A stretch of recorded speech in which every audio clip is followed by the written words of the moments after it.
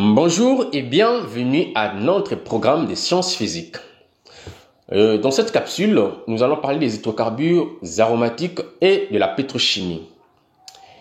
Nous avions parlé dans les capsules précédentes des alcanes, des alcènes et des alcynes. Alors aujourd'hui, nous allons voir une autre catégorie des hydrocarbures, c'est les hydrocarbures aromatiques.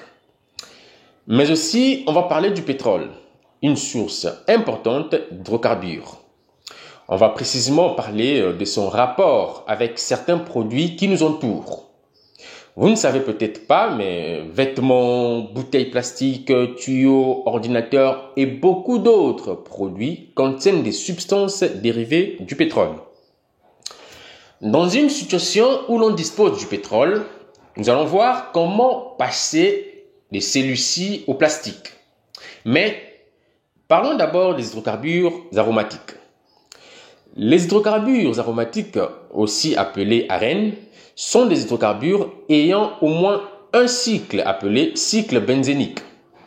Dans ce cycle, on trouve une alternance entre les liaisons simples et les liaisons doubles.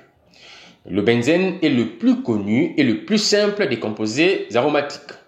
Sa formule chimique est C6H6. D'accord? Alors, les hydrocarbures aromatiques monocycliques substitués sont nommés comme des dérivés du benzène. Les atomes du cycle sont numérotés successivement de 1 à 6 de telle façon que l'ensemble des indices obtenus pour le substituant soit le plus bas possible et en faisant précéder le mot benzène de préfixes et indices correspondant aux divers substituants.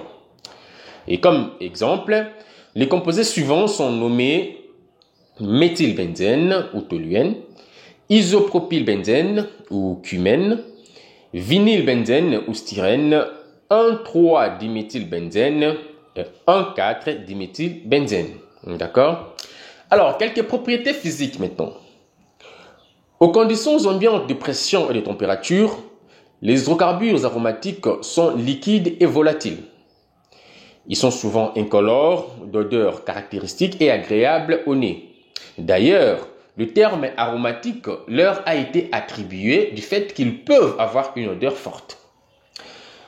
Ils sont peu solubles dans l'eau, mais miscibles à la plupart des solvants organiques et aux huiles minérales, végétales et animales.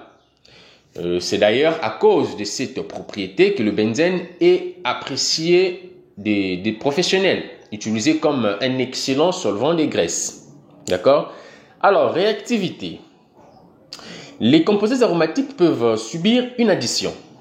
Par exemple, l'addition du dichlore sur le benzène. Cette réaction peut être catalysée par les rayons ultraviolets. Il se forme un insecticide appelé couramment le Lindan, dont le nom officiel est 1,2,3,4,5,6-hexachlorocyclohexane. D'accord? Et les hydrocarbures aromatiques peuvent aussi subir une substitution. C'est l'exemple de la nitration, c'est-à-dire l'action de l'acide nitrique en présence d'acide sulfurique concentré. La nitration du toluène conduit à la formation d'un composé trinitré, c'est le trinitrotoluène, TNT, qui est un explosif. D'accord? Alors, les hydrocarbures aromatiques sont rencontrés dans l'industrie pétrochimique. Oui, pétrochimie. La pétrochimie, c'est un domaine de chimie qui vise à fabriquer certains produits chimiques à partir du pétrole et du gaz naturel. Ces produits appelés intermédiaires sont utilisés comme matière première pour fabriquer des produits chimiques utilisés dans de nombreux usages. D'accord? Alors, plastique, fibres textiles, adhésifs, cosmétiques, médicaments, tuyaux et tant d'autres produits proviennent de la pétrochimie. En effet, une fois extrait du gisement souterrain, le pétrole brut est transporté jusqu'à la raffinerie où il va subir une distillation. Cette dernière est une étape du raffinage qui permet de séparer le pétrole brut en ses différents composants en fonction de leur volatilité.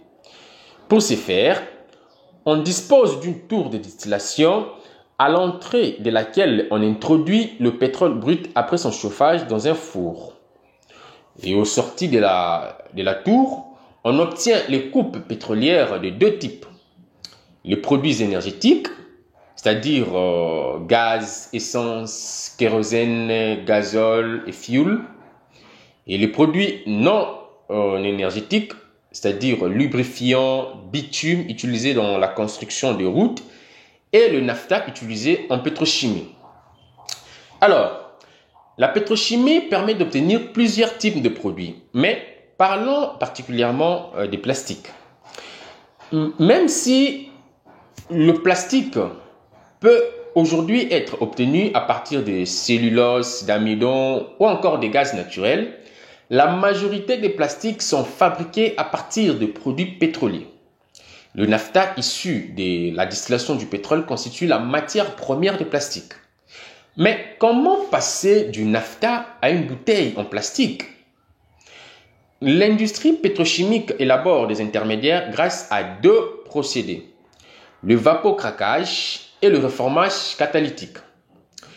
Dans le vapocraquage, on va rompre des longues molécules contenues dans le naphta en chaînes plus petites en présence de la vapeur d'eau et à haute température. On obtient alors des hydrocarbures plus légers appelés oléfines. C'est l'éthylène, propylène, le butène, butadiène. Et dans le reformage catalytique, dans une tour à plus de 500 degrés Celsius, le naphta donne des molécules aromatiques comme benzène, toluène, xylène. Le benzène et le toluène sont des solvants très utilisés par l'industrie chimique. D'accord? Alors, dans le cadre de la fabrication des plastiques, après vapocraquage, les molécules obtenues subissent les réactions de polymérisation. Une réaction chimique qui permet de créer un enchaînement répétitif de petites molécules formant ainsi des grandes chaînes moléculaires appelées polymères. D'accord? Alors, à la sortie de l'usine, le polymère se présente souvent sous forme de granulés ou de poudres. Pour avoir des matériaux plastiques comme nous le connaissons, on ajoute à ces polymères les adjuvants et les additifs. Puis on les met en forme par extrusion, injection, soufflage, etc. Les bouteilles plastiques, par exemple, peuvent être mises en forme par injection soufflage. Donc voilà comment on obtient des plastiques que nous utilisons au quotidien et d'autres.